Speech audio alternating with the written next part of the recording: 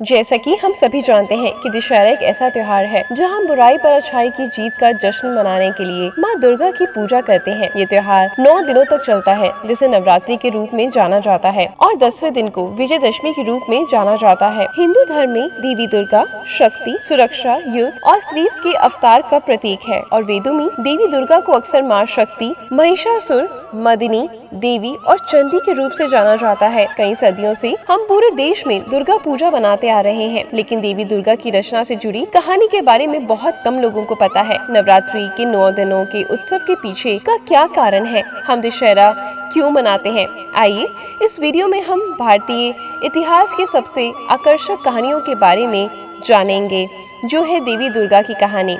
आइए शुरू करते हैं। एक बार महिषासुर नाम का एक असुर था, जिसे भैंस रूपी दानव भी कहते हैं। महिषासुर ने भगवान ब्रह्मा को प्रसन्न करने के लिए घोर तपस्या करी और अमरता और शक्ति का आशीर्वाद पाने की कामना की। भगवान ब्रह्मा जी को इस बात का थोड़ा अंदाजा तो था कि क्या मांगने वाला है।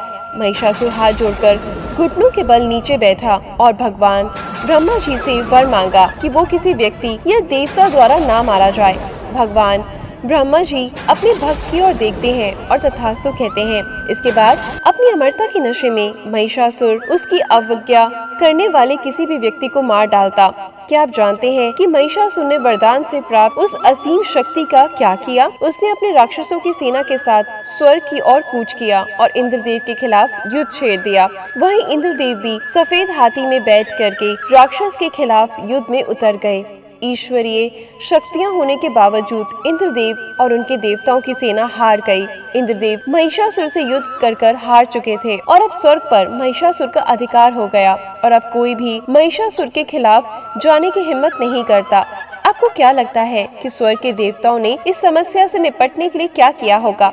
सब कुछ हार जाने के बाद स्वर्ग के देवता त्रिदेव यानी भगवान ब्रह्मा, विष्णु और भगवान शिव की मदद लेने के लिए गए। महिषासुर से बदला लेने के लिए एक निर्णायक पल था।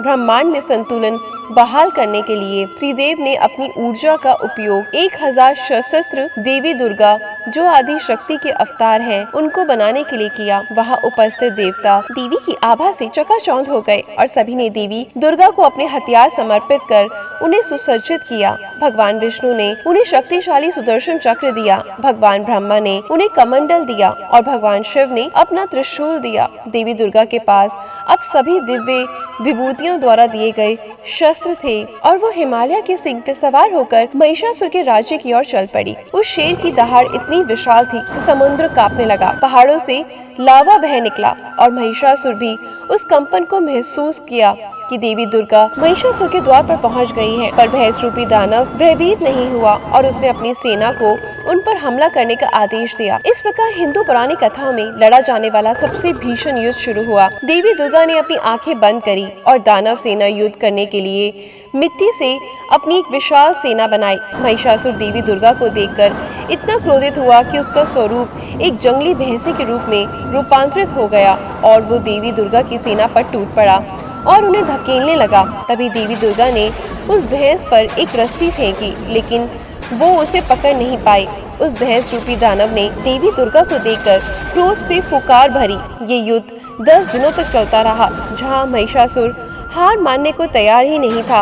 वे निरंतर युद्ध करते हुए देवी दुर्गा को क्रोध से भर और 10वें दिन देवी दुर्गा ने अपने त्रिशूल से भैंस रूपी दानव महिषासुर का सिर काट दिया, क्योंकि शेरनी ने उसके पूरे शरीर को जकड़ लिया था। इस तरह दुष्ट भैंस रूपी दानव का अत्याचार समाप्त हो गया, क्योंकि देवी दुर्गा ने धर्म को बहाल किया, जिसे आमतौर पर विजयदशमी या दशहरा के रूप में माना जाता है। यकीनन ये एक आकर्षक कहानी थी। आज हम सभी हिंदू धर्म के अनुयायी के रूप में नवरात्रि मनाते हैं और देवी दुर्गा के विभिन्न रूपों की पूजा करते हैं। एक दिन हम महिषासुर के साथ हुए युद्ध के बाद देवी दुर्गा को शांत करने के लिए नंदिनी का जाप करते हैं, क्योंकि इसमें माँ दुर्गा हमें शक्ति और समृद्धि का आशीर्वाद देती है। इस दिन को दशहरा भी कहा जाता है, जब हम रावण पर भगवान राम की जीत का जश्न मनाते हैं। हम आशा करते हैं कि ये कहानी आपको नवरात्रि और विजयदशमी के त्योहारों को समझने में मदद करेगी। नीचे कमेंट सेक्शन में जरूर बताएं कि आपको वीडियो कितना पसंद आया। अगर पसंद आया है और अगर आप ऐसी ही पुरानी कथाएं सुनना चाहते हैं तो हमारे चैनल को सब्सक्राइब करें, वीडियो को लाइक और शेयर जरूर करें।